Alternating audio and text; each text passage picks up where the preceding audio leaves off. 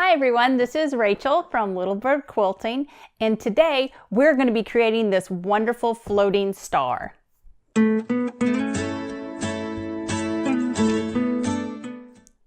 So today we're going to be creating this floating star.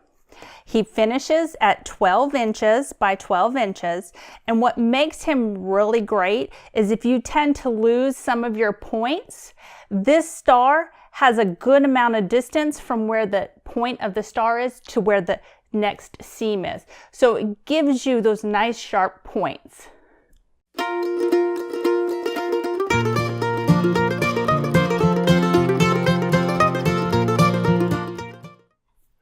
The floating star that we're going to be creating today is 12 inches by 12 inches finished. So to create this star, we're going to start with our center square, which is 5.5 by 5.5. Then we have our corners. They are 4 by 4.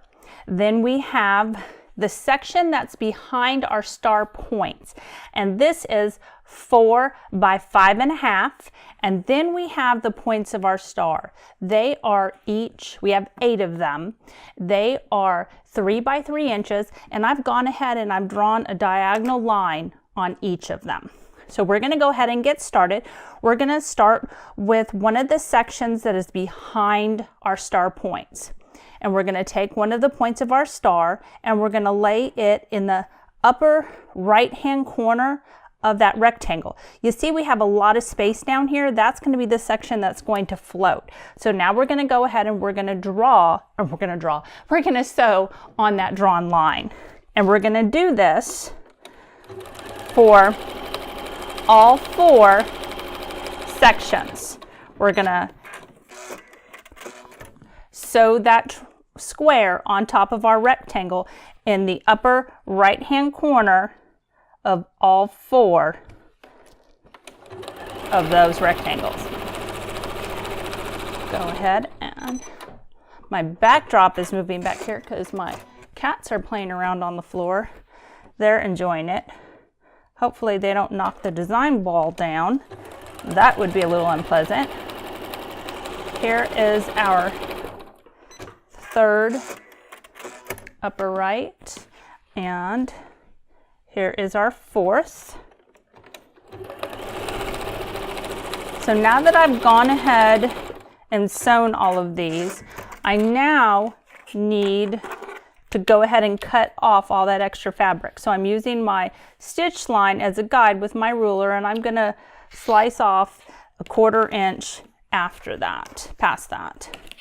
I'm going to do that on all 4 of these.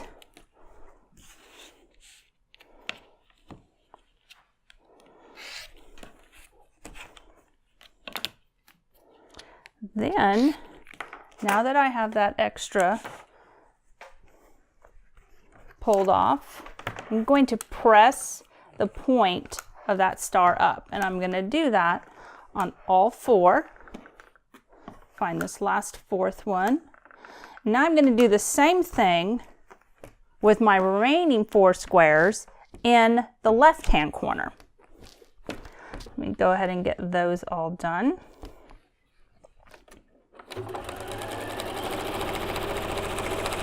You could chain stitch these if you want. I prefer to stop and reposition the next one. I just like to get it where it needs to be, a little farther away from me.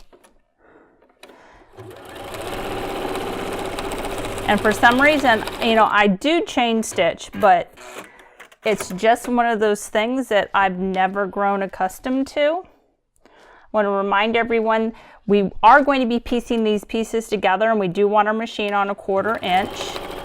I do already have mine set up with a 1/4 inch, and I am using my 1/4 inch foot right now, just because I pretty much use my 1/4 inch foot for everything.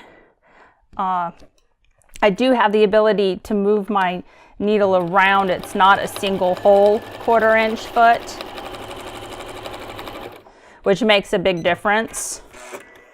I can see a little bit more with this foot. So I'm going to go ahead and I'm going to slice off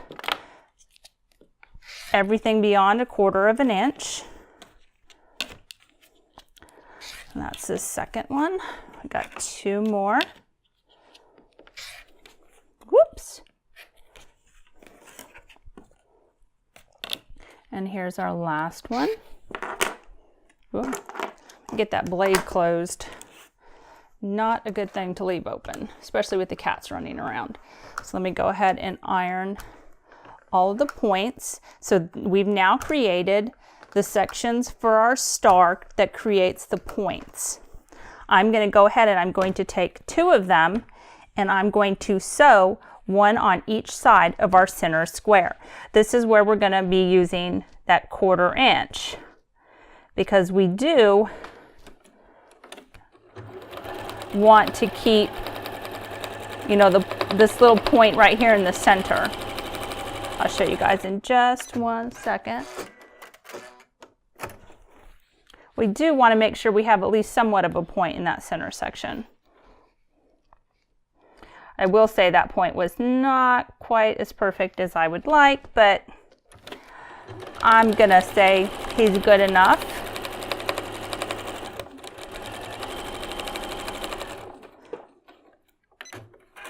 So now I have my center section of my star completed. Now I'm going to take my 2 remaining sections with my star points and I'm going to add a square. Remember, these are my 4-inch squares to each side of the remaining 2 point sections.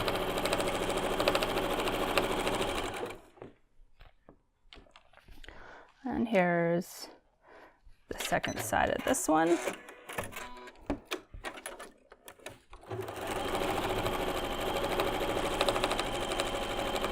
Almost done here. We're going to rotate them around and we're going to put on our other, make sure your fabric's facing the right direction. That would not have looked right. I have had some fabric that I thought looked better on the back side versus the front side. It does happen every once in a while, but not this time. Go ahead and get this last piece put on right here. This is a really great pattern. Actually, the first time I saw this pattern was for a charity quilt that was created at one of my local guilds for Quilts of Valor. They did it smaller. This is a finished floating star that is 12 by 12 inches. So it's a decent sized block. The quilt on the wall behind me, those are all the 12-inch blocks. So when I'm pressing this, I'm pressing my seams towards the outer squares, and then for the center section, I pressed my seams towards the inner square. That's so that I have the ability to nest my seams together so that they sort of, you know, bookcase each other and slide up against each other, which I really like to do a lot just because I'm not a pinner. As you see right here, I won't be pinning this. I'm just gonna line my seams up. I hold it with my finger, line up the edge, and make sure that I'm still pretty straight. And I'm gonna sew down to that point that I lined up. Now I'm gonna line up the next seam by sliding it up against each other. They call that nesting, where they're just kind of, you know, shoved right up against each other. And I hold that spot. When I get to that spot, then I move to the end of my fabric. I'm going to continue to sew down. So there we have the top half of our star. Now we're going to put on the next one. Go up here and we're going to nest those 2 seams together, and I'm going to line up the edge of my fabric and sew to that spot where I was holding it. Going to nest the next seam together, continue all the way to that point,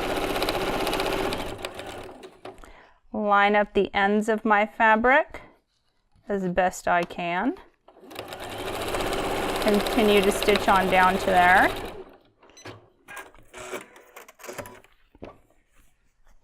Now we're going to press up that, oh, and guess what I did?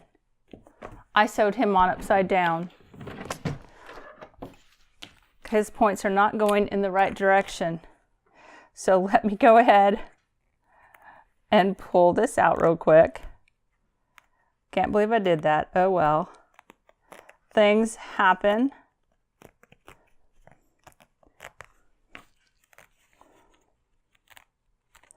You get pretty good at unsewing.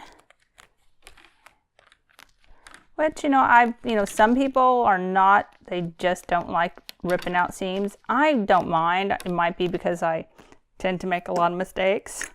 So I find myself having to backtrack and fix them. So let's try this one more time. We are going to nest this first section together.